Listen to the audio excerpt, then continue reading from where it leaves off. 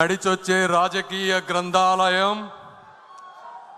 40 ఏళ్ల అనుభవాల విశ్వవిద్యాలయం, నిత్య నూతన ఆలోచనల విజ్ఞాన క్షేత్రం అయినటువంటి మాన్యశ్రీ ముఖ్యమంత్రి గౌరవ ముఖ్యమంత్రి శ్రీ నారా చంద్రబాబు నాయుడు గారికి ఓటమికి దడవని గుండె, ఒక చేత్తో పసుపు పచ్చ జెండా, మరో చేత్తో అభివృద్ధి అజెండా పట్టుకొని భవిష్యత్తుకు భరోసా ఇస్తున్నటువంటి మన యువనేత, ప్రియతమ నేత శ్రీ నారా లోకేష్ గారికి, అదేవిధంగా పార్టీని బాధ్యతాయుతంగా ముందుకు నడిపిస్తున్నటువంటి పల్లా శ్రీనివాస్ గారికి, పసుపు పర్ణ వేదిక, పసుపు సైన్యపు వేడుక అయిన ఈ మహానాడుకు విచ్చేసినటువంటి నాయకులకు, నిస్వార్థమైన కార్యకర్తలకు నమస్కారం. ఈరోజు కడప గడపలో లక్షలాది మంది తెలుగు సైన్యం ఒక చోట కలుసుకుంటున్నారు అంటే, అదేవిధంగా మాలాంటి వాళ్ళు ఎక్కడో ఉన్నా ఈరోజు రాష్ట్రానికి తిరిగి వచ్చి ప్రజాసేవ చేయాలి అని ముందుకు వస్తున్నామంటే దానికి మొట్టమొదటి కారణం మరణం లేని మహానాయకులు, అకుంఠిత దీక్షా దక్షులైనటువంటి అన్న నందమూరి తారక రామారావు గారు.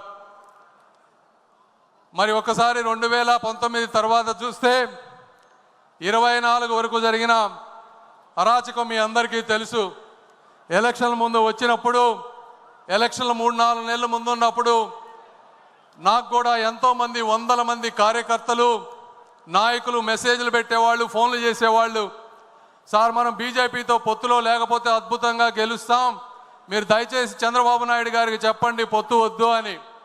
అయితే ఆ రోజు నారా చంద్రబాబు నాయుడు గారి దగ్గరికి వెళ్ళి నేను ఒకటే చెప్పాను, సార్, తలలు పగిలినా, రక్తం చిందినా వెనకడుగు వేయని ధైర్యవంతులైనటువంటి కార్యకర్తలు, మాలాంటి నాయకులు మీ అందరికీ వెనుకగా ఉంటాం.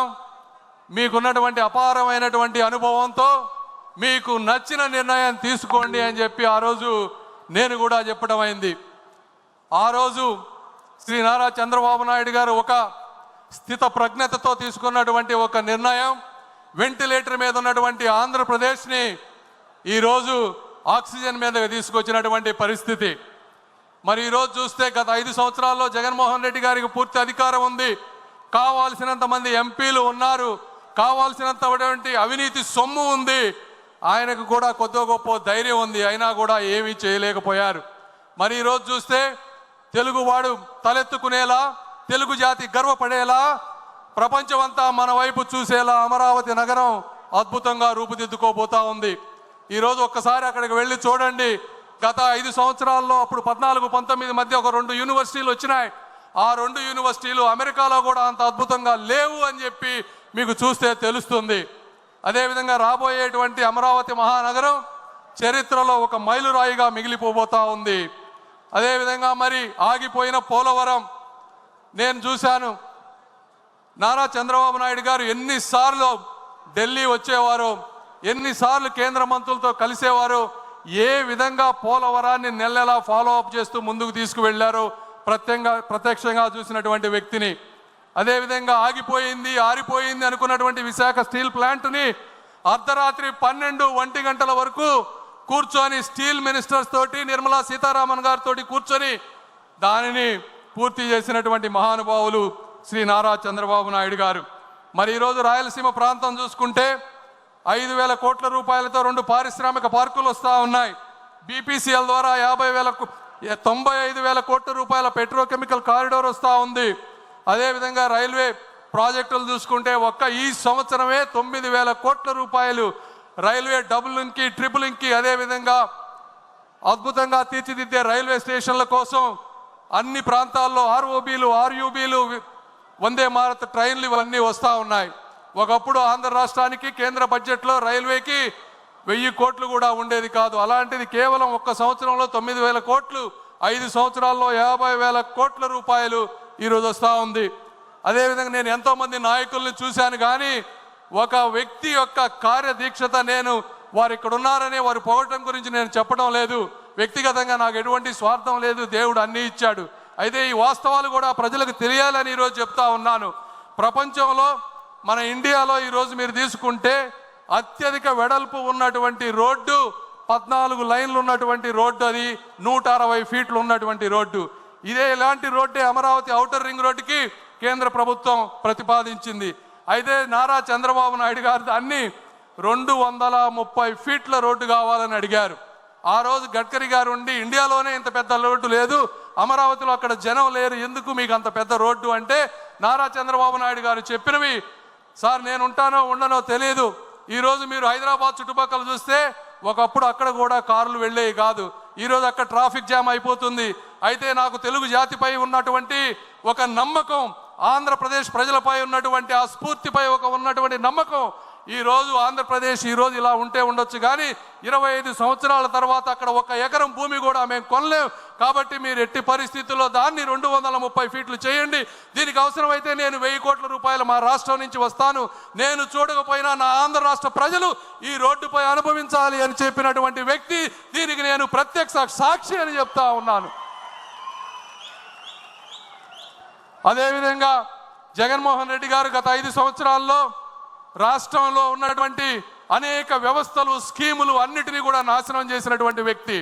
90 స్కీములు ఉన్నాయి, దాదాపుగా 90 స్కీముల్లో 90 స్కీములు కూడా ఒక ఇన్స్టాల్మెంట్ తీసుకొని వాటికి స్టేట్కి మ్యాచింగ్ ఇవ్వాల్సిన డబ్బులు ఇవ్వకుండా ప్రతి వ్యక్తికి, వ్యవస్థకి అన్యాయం చేసినటువంటి వ్యక్తి శ్రీ జగన్మోహన్ రెడ్డి గారు. ఈరోజు చూస్తూ ఉంటే కార్యకర్తలకు కూడా నేను ఒకటి చెప్తా ఉన్నాం, 2014-19 మధ్య ఆ రోజు నారా లోకేష్ గారు పంచాయతీరాజ్ మంత్రిగా ఉన్న రోజు వేసినటువంటి సిమెంట్ రోడ్లే ఈరోజు ఎస్సీ, ఎస్టీ, బీసీ కాలనీలో ఒక అద్భుతంగా ఉన్నాయి. ఒక్కసారి ఊహించుకోండి, గత 5 సంవత్సరాల్లో ఆ సిమెంట్ రోడ్లు వేసి ఉండకపోతే ఒక్క ప్రాంతంలో కూడా తిరగడానికి రోడ్లు ఉండేవి కావు. మళ్ళీ అదేటువంటి అభివృద్ధి ఈరోజు ఎక్కడ చూసినా రాయలసీమ ప్రాంతంలో ప్రతి నియోజకవర్గానికి 20 కోట్ల రూపాయలతో జాతీయ ఉపాధి హామీ పథకం నిధులతో 20 కోట్ల రూపాయలతో ఈరోజు సిమెంట్ వర్కులు జరుగుతూ ఉన్నాయి ప్రతి ప్రాంతంలో. కార్యకర్తలకు 2 ఇబ్బందులు ఉన్నాయి. ఒకటి 14-19 మధ్య చేసినటువంటి కొన్ని నిధులు ఒక 180 కోట్ల రూపాయలు మీకు రావాల్సినవి రావలేదు. దీనికి కారణం ఆ రోజు జగన్మోహన్ రెడ్డి గారు 30% వర్క్స్ తెలుగుదేశం పార్టీ నాయకులవి వీరు పనులు చేసినా చేయలేదు అని చెప్పి సెంట్రల్ గవర్నమెంట్లో కంప్లీట్గా మూసివేస్తే అవి ఈరోజు తెరవలేని పరిస్థితిలో ఉన్నాం. ఆ 180 కోట్లు కూడా తీసుకొచ్చే బాధ్యత మేము తీసుకుంటాం. అయితే కేంద్రం ఏమన్నా ఇస్తుందేమోనని మొదటగా ప్రయత్నం చేస్తున్నాం. కేంద్రం ఇవ్వని రోజు రాష్ట్ర ప్రభుత్వం ఆ 180 కోట్లు ఇస్తుంది. అదేవిధంగా ఈరోజు 2000 కోట్ల రూపాయలు నిధులు మన జాతీయ ఉపాధి హామీలో పెండింగ్ పనులు ఉన్నాయి. నేను ఇక్కడున్నా కూడా నిన్న ఫాలో అప్ చేస్తూ ఉన్నాం. రాత్రే దానికి కన్ఫర్మేషన్ వచ్చింది. ఆ 2000 కోట్ల రూపాయలు కూడా వచ్చే వారం 10 రోజుల్లో మీ అందరికీ వస్తున్నాయని చెప్పి మీ అందరికీ నేను తెలియజేస్తా ఉన్నా. అదేవిధంగా ఈరోజు ఎక్కడ చూసినా, ఏ పల్లెకు చూసినా ప్రతి వ్యక్తి దాహంతో గొంతెత్తేటువంటి పరిస్థితి. ఈ పరిస్థితిని గుర్తించినటువంటి శ్రీ నరేంద్ర మోదీ గారు అద్భుతమైనటువంటి జల్ జీవన్ మిషన్ని 20,000 కోట్ల రూపాయలతో ఆంధ్రప్రదేశ్కి ఇచ్చారు. అందులో కేంద్ర భాగం 14,000 కోట్లు, రాష్ట్ర భాగం 6,000 కోట్లు. ఇది జగన్మోహన్ రెడ్డి గారి పరిపాలనలో వచ్చింది. అయితే కేవలం జగన్మోహన్ రెడ్డి గారు 2,000 కోట్ల రూపాయలు మాత్రమే ఖర్చు పెట్టి 12,000 కోట్ల రూపాయలు నిరుపయోగంగా చేసి ఈరోజు ప్రతి ఇంటికి నీరు వచ్చే విధాన్ని రాకుండా చేసినటువంటి వ్యక్తి. ఆ స్కీమ్ కూడా ఈ 26కి ఎండ్ అయిపోతుంది. శ్రీ నారా చంద్రబాబు నాయుడు గారు వచ్చే ప్రతి మినిస్ట్రీ జలశక్తి మినిస్టర్తో ఈరోజు మాట్లాడుతూ ఉన్నారంటే ఎందుకు కలుస్తున్నారు అంటే ఆ స్కీమ్ను ఇంకొక 5 సంవత్సరాలు ముందుకు తీసుకువెళ్తే మళ్ళీ మనం ఏదో విధంగా 6,000 కోట్ల రూపాయలు మ్యాచింగ్ చేసి 20,000 కోట్ల రూపాయలతో ప్రతి ఇంటికి ఇక జీవితంలో నీటి సమస్య లేకుండా, నీటి సమస్య లేవటం అంటే కేవలం ఒక బోరు వేసి నీళ్లు వేయటం కాదు. ఎక్కడెక్కడ నదులు ఉన్నాయో తరతరాలు మారినా కూడా నీటి ప్రవాహం తగ్గదో అలాంటి వాటి నుంచి, సస్టైనబుల్ వాటర్ నుంచి, ఆ ప్రాంతాల నుంచి పైప్ లైన్లు వేసి పేదలకి ఎప్పుడు నీరు సమస్య లేకుండా చేయటంలో ఆయన నిరంతరం కృషి చేస్తూ ఉన్నారు. దానికి కూడా నేను సాక్షి అని మీ అందరికీ తెలియజేస్తా ఉన్నా. ఈరోజు అదేవిధంగా అర్బన్ ప్రాంతాల్లో కూడా నీటి సమస్య ఉంది, పట్టణాలు పెరిగిపోతూ ఉన్నాయి. ఇలాంటి పథకం ఒకటి అమృత్ స్కీమ్ అని సెంట్రల్ గవర్నమెంట్లో ఉంది. సెంట్రల్ గవర్నమెంట్ స్కీమ్కి మళ్ళీ కావాలంటే స్టేట్ గవర్నమెంట్ నుంచి ఒక 50-60% నిధులు కావాలి. ఎందుకంటే అర్బన్లో ఎక్కువ ఇవ్వరు సెంట్రల్ గవర్నమెంట్, రాష్ట్రం దగ్గర డబ్బులు లేవు.